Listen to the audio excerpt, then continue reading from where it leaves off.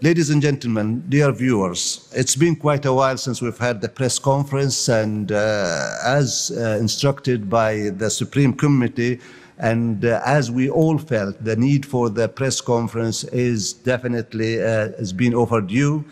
And today is the first one, and we hope to continue either every 2 weeks or once a month at least.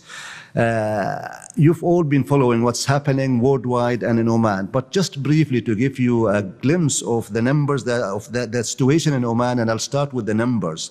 The number of cases which were confirmed yesterday is 1,886, which took our total number to 256,542 cases. Those who recovered are about 87% of that, 240,077 cases. Those who were admitted yesterday to all healthcare facilities in Oman, 156 cases. The number of patients in ICU today, 464.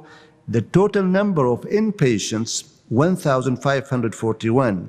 And unfortunately, those who died because of COVID, yesterday 32, the total number 2,848. The number of vaccine we received till yesterday in Oman is 1,515,130 doses. The administered doses, 1,008,251. This wave in Oman has been the worst, the longest lasting, and the highest number. Unfortunately, the healthcare facilities in Oman are saturated. I will give you just numbers to think of. Before this pandemic started, we had 144 to 148 ICU beds in the whole country at the government sector. Today we have 464 patients of COVID only in the intensive care units. So we did enlarge our capacity. We employed more than 560 doctors, more than 2,000 nurses since the pandemic started, even though there is severe competition for healthcare staff worldwide. Like many other countries, we've had the new strains in Oman. 3 of them are confirmed, and one is called Delta now, which diagnosed initially or discovered initially in India. The British strain, I think it's called Alpha, and the South African. Unfortunately, these strains are spreading worldwide. From all the indication that Delta spread very fast, affects all ages, and unfortunately, it might be also more severe. And that's why we see many admissions in ICU and in the other healthcare facilities. Healthcare staff been working around the clock for 18 months. We need all of us to take a share of the responsibility. And that is by following what we all know will reduce, if not prevent, the spread of this virus. Vaccine alone is not enough. And we know countries vaccinated very high percentage of their population, and the virus is still spreading.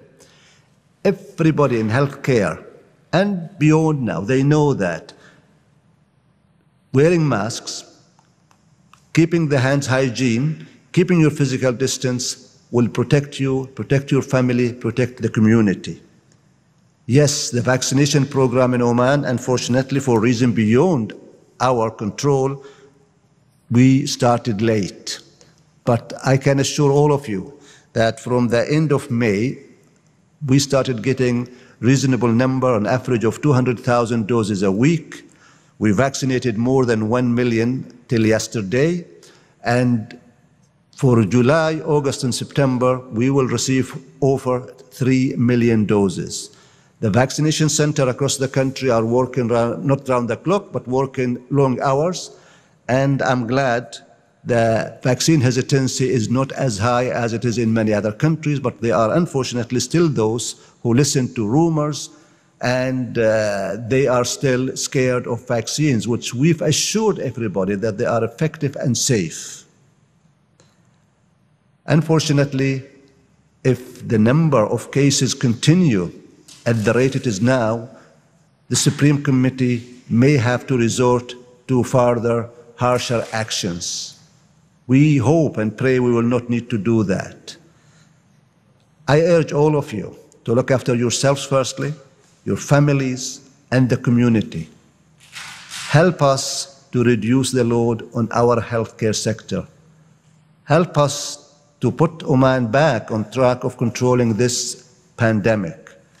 We are doing our share, and most of you, you've been great. You've been partners.